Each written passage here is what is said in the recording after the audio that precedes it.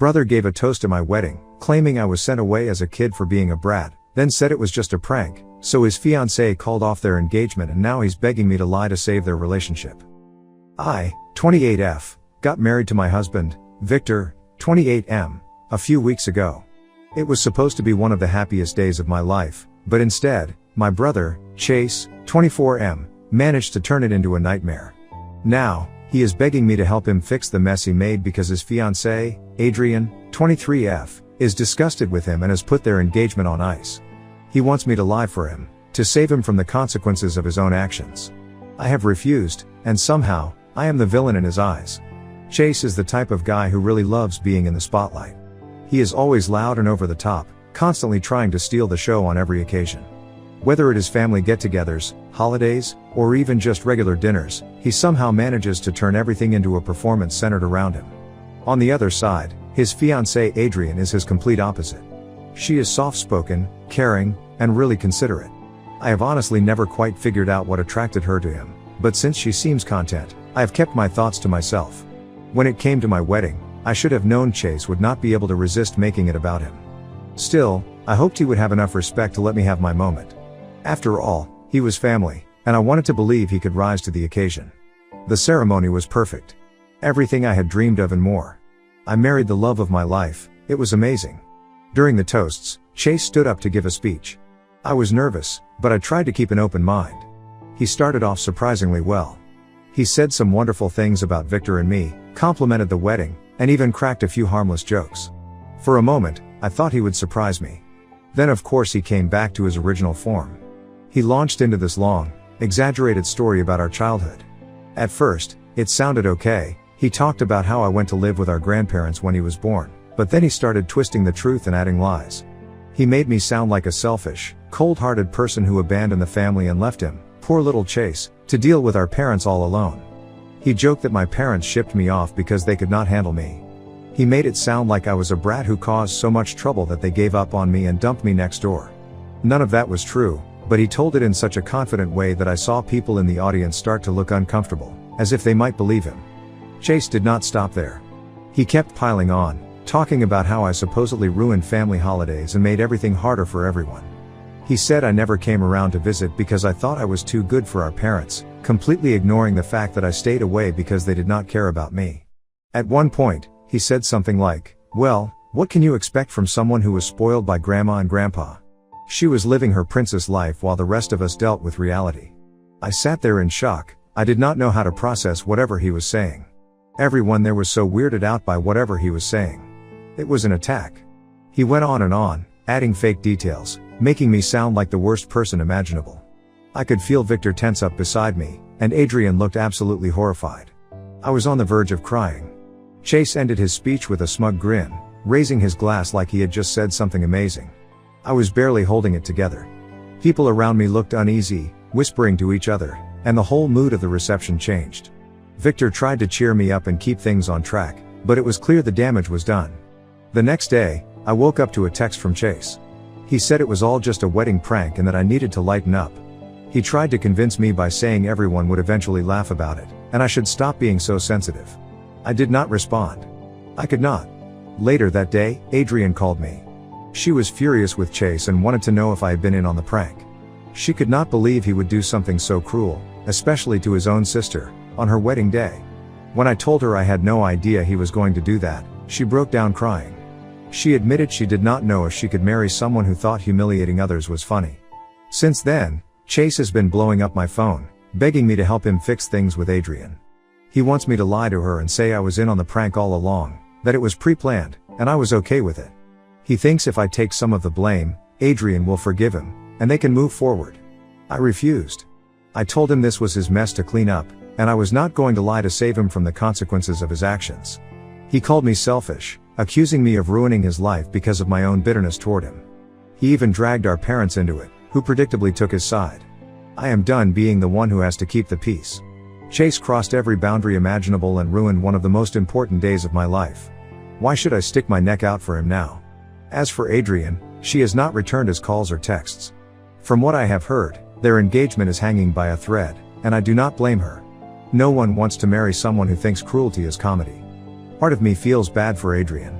She does not deserve this, and I cannot imagine how humiliated she must feel. But I do not feel bad for Chase. He knew exactly what he was doing. He made his bed, and now he has to lie in it. So, Aita for refusing to help my brother fix his relationship with his fiancée after he humiliated me at my wedding? Update 1. Okay, so I realized that I gave absolutely no backstory, and it might have been confusing for some people. So here it is. Chase and I have never had the closest relationship. Our parents never really made space for both of us. When I was little, our family situation was pretty chaotic. There was not enough room in our house for 2 kids, so they decided to send me to live with my grandparents, who then moved next door to our parents to keep me close to my family. At the time, I did not really understand what was going on. I thought it was just a temporary situation, like a fun change of scenery, but it turned out to be more permanent. Looking back, I realized it was not that they wanted me to be with my grandparents. I just was not the child they prioritized. They did not even try to make it feel like I was wanted there. My grandparents, who were fine people but not exactly affectionate or involved, had no interest in raising another child. So, I spent most of my time alone. As for my parents, they were busy with their own lives, especially after Chase was born. It is not like they abandoned me completely, but they did not really make any effort to stay connected. I would visit, hoping for some kind of attention or bonding, but I never really felt like I was part of the family. They were always focused on Chase, and I was just sort of left out. By the time I was 10, I stopped visiting altogether. It was not like I was making a conscious decision to cut them off, but I realized I was not wanted there. The love and attention they were giving Chase made it clear to me that I did not have a place in their lives. So, I stayed with my grandparents, who were not exactly the warmest or most affectionate, but at least they provided some level of attention. Chase, meanwhile, grew up in this environment where he was the center of attention. He was not just the baby of the family, he became the focus of all their lives. I am not saying I resented him for it at first. After all, he did not choose to be the golden child. But it was not long before I began to feel that old sting of being neglected. I resented the fact that, even though we were both their children, I was treated like an afterthought. Our relationship was always distant. There were no major arguments or dramatic moments, but we also did not share any real bond. I was the black sheep staying with my grandparents, while he was the favorite, getting all the attention from our parents. As we got older, we never really addressed it. We just stuck to small talk when necessary, and that distance between us only grew. Later I found out that Chase thought I had abandoned him, and he never really understood that I did not leave because I wanted to. I was just a kid, and our parents made me leave. In another world, I would have loved to be the older sister he wanted, but I did not have that option here. I never even got the chance to just be around him, or play with him, or even talk. Even as adults, Chase has kept up the act that we are close. I do not know why he does it. Maybe he thinks it makes him look better in front of other people. He acts like we are the kind of siblings who talk every day and have each other's backs. I try to stay away from him as much as I can. It is not that I do not care, but our relationship seems based on, well, I do not think we really have a relationship, per se. Now, let us talk about the present. Chase has been reaching out to me non-stop. He has been calling, texting, trying to find a way back into my life. I do not know what he wants or why he thinks I would suddenly be okay with that after everything that has happened. The truth is, I blocked him. I do not want to deal with whatever drama he is bringing into my life. He is not taking no for an answer, though. He has been sending me messages, asking me to give him a chance to explain himself, to work through our issues, as if I should just forgive him and let it all go. I am just not interested anymore. But it is not just that. There is also the fact that Adrian, his fiancée, well, ex-fiancée, called off their engagement. I heard about it through some mutual friends. Apparently, she is done with him. And to be honest, I cannot blame her. Chase's behavior has been pretty toxic, and it was only a matter of time before someone else saw it too. What really bothers me is how Chase is dealing with everything right now. He has been going around saying that I am the reason his engagement ended. He is telling everyone that I turned Adrian against him, as if I had some kind of control over their relationship. It is like he is trying to paint me as the villain, but that is just not the case. The truth is, Adrian noticed how he acted on my wedding and chose to leave on her own. It had nothing to do with me, but naturally, Chase wants to blame someone else. It does not stop there. Now, he is spreading this ridiculous story that Adrian cheated on him, and I somehow shielded the truth from him. That is an absolute lie. I have never hidden anything from him, and I certainly did not play a role in any breakup drama. I do not know where he is getting these ideas from, but it is just the latest in a long line of lies he is telling to cover up his own mistakes. Honestly, I am just tired of it. I do not know why he thinks I have any obligation to clean up his mess or defend him when he is the one causing all the problems. I am just frustrated. Update 2. I just got back from my honeymoon last week. You might think that Chase would be satisfied with messing up my wedding, but he was not done. He found a way to spoil my honeymoon as well. At first, I thought blocking him would solve the problem. I had cut him off on my phone and social media, hoping that would finally give me the peace I needed. But Chase has always been persistent in the worst ways. He found other numbers to call me from and even got mutual acquaintances to pass along his messages. I tried ignoring it, but the constant buzzing of my phone and the endless updates from people around us started to chip away at my patience. I did my best to tune it out. After all, I was on my honeymoon, trying to enjoy what should have been one of the happiest times of my life. But it was hard to relax when it felt like Chase was determined to drag me into his mess, no matter how far away I was. And then, just when I thought things could not get more ridiculous, my parents reached out. That alone was shocking. They did not even have the time to come to my wedding, so why would they bother contacting me now? For a moment, I thought maybe they were calling to apologize for not showing up to the wedding without informing me or to check in on me. That would have been too much to hope for. Their call was not about me at all. It was about Chase. They told me I needed to talk to Adrian and convince her to take Chase back. According to them, it was my duty as his older sister to step in and help him fix things. They did not ask how I was doing or if I was okay. They did not acknowledge the hurt Chase caused me or the humiliation I had endured because of him. No, their only concern was Chase's broken engagement and how I could help clean up his mess. I could not believe what I was hearing. Suddenly, after all these years, they remembered that I was Chase's sister. Now, when it suited them, I was supposed to step into that role and take responsibility for him. It was not enough that I had spent my childhood being pushed aside, sent to live with my grandparents because there was not enough space for both of us. Now they expected me to fix Chase's life too? Growing up, I was never treated like his sister. I was the child who did not fit into their plans, the one shuffled off to live next door while they focused on Chase. They did not care about building a relationship between us. They did not teach us how to support each other or be siblings. I remember trying, as a little girl, to stay connected. I would visit my parents' house, hoping to spend time with them and with Chase. But it was clear I was not welcome. My parents were too busy doting on him, and Chase did not seem to care that I was there. Meanwhile, Chase grew up getting all the attention and love I never had.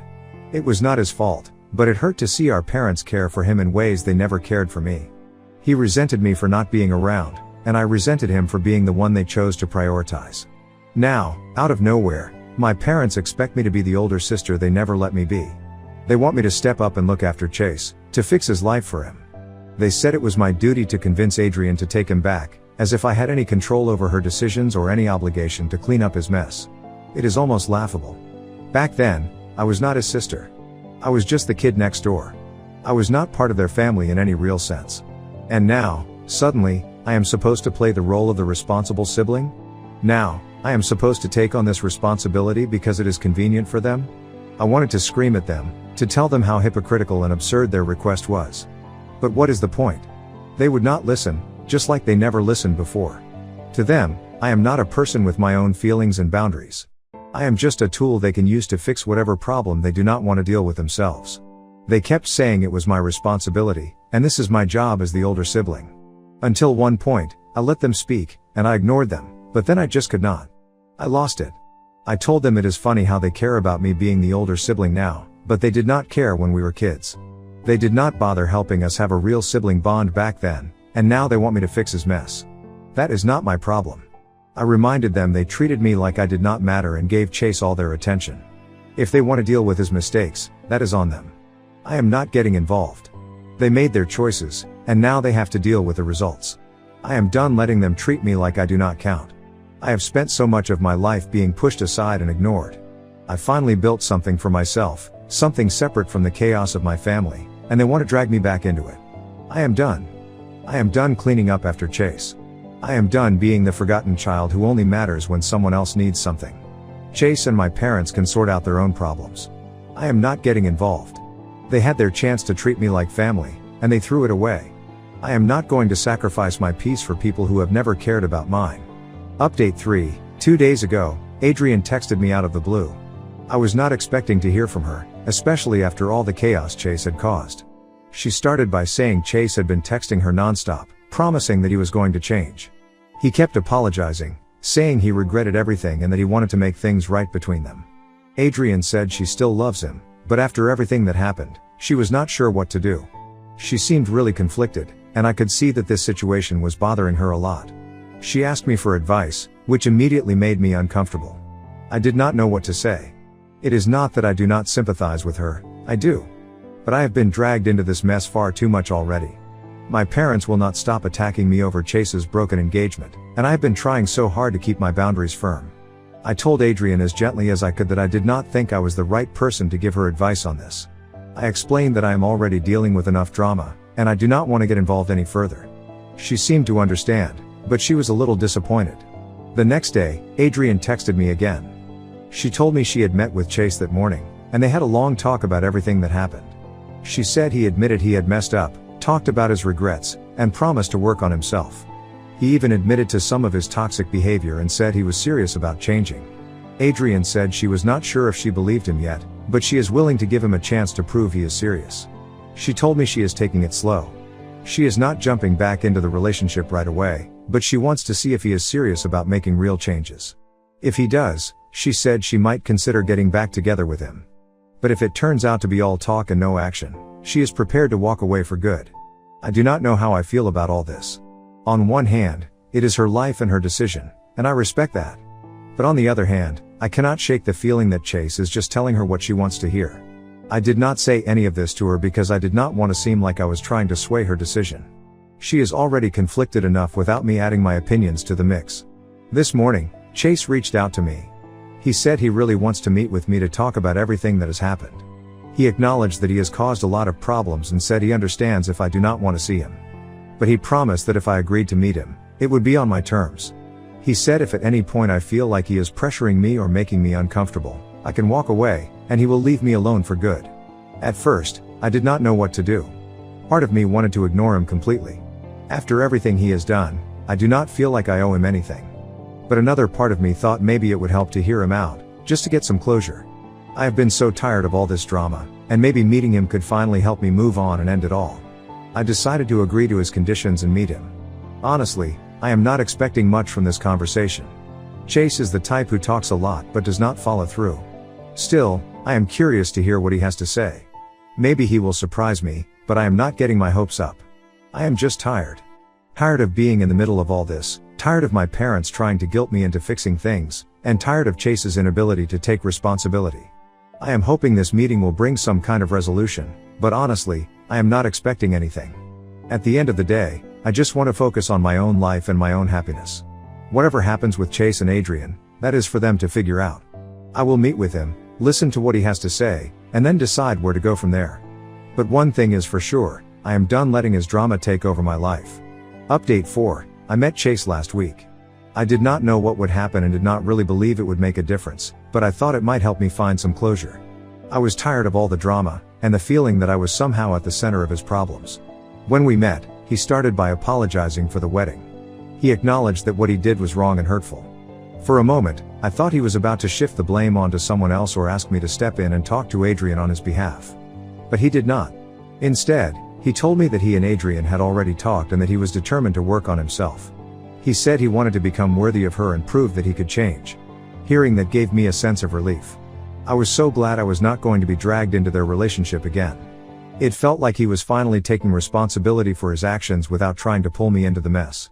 But Chase was not done. After apologizing and explaining his plan to work on himself, he started talking about our childhood. He told me that for years, he had resented me. He felt abandoned by me, and he thought I was not there because I did not want to, because I disliked him. He said it hurt him to grow up without his older sister around and that it left a hole in his life. I was caught off guard, and I did not really know what to say. I had not expected him to bring up our childhood, and I definitely had not expected him to be so honest about how he felt. He said that as a kid, all he knew was that I was not around. No one ever explained why I was not living at home. Our parents had never told him the real story, they just said I lived next door. To him, it felt like I had chosen to stay away. For the first time, I felt like I needed to tell him my side of the story. So, I did. I explained what really happened, how our parents had decided there was not enough room for me at home when he was born, and how I was sent to live with our grandparents. I told him how I had initially tried to stay in his life by visiting, but as I got older, I realized there was not any effort from our parents to involve me in the family. By the time I was 10, I stopped going to their house altogether because it hurt too much to feel like an outsider. I explained how I had felt all those years, like I was not wanted, like I was a burden. I told him how lonely and terrible it was to grow up knowing our parents were more interested in him than me, and how I felt invisible even to our grandparents. They raised me but never really tried to speak with me. I told him that it was not about him, it was about the situation our parents had created. Chase listened quietly. He did not interrupt or argue. For the first time, I felt like he was really hearing me. He looked like he finally understood where I was coming from, and it seemed to click for him that my absence was not a choice, it was something that had been decided for me. After I finished, Chase asked if I would consider trying to build a relationship with him now. He said he regretted all the time we lost and wished we could have been closer growing up. It caught me off guard because, just a few months ago, I would have jumped at the chance. I used to dream about what it would be like to have a real sibling bond with him. But now, after everything that has happened, especially the way he humiliated me at my wedding, I do not feel the same way. I told him the truth. I said I would not mind staying in touch, but I did not think I wanted to put in the extra effort to build a relationship. I explained that while I am technically his older sister, it does not feel that way to me. We did not grow up together, we do not have shared experiences or memories, and there is no real connection between us. I said it felt like it was too late to start over, and I did not want to force something that was not there. Chase did not argue or try to change my mind. He just nodded and said he understood. I could see he was disappointed, but he did not push it any further, and I appreciated that. The conversation ended peacefully, and for the first time in a while, it felt like things between us were at least a little better. Since then, things have been okay. Chase has not reached out to stir up more drama, and Adrian has not contacted me for advice again. It seems like they are figuring things out on their own, which is exactly how it should be. I am relieved that I am not in the middle of their issues anymore. I think meeting Chase was the right decision. Even though I do not want to put in the effort to build a close relationship with him, I'm glad we talked. It gave me the chance to tell him my side of the story and clear up the misconceptions he had about our childhood. I am okay with where things are. Whatever happens with Chase and Adrian is up to them. Victor and I have been focusing on enjoying our time together. After everything we went through with the wedding and the fallout afterward, it feels good to have some peace and quiet.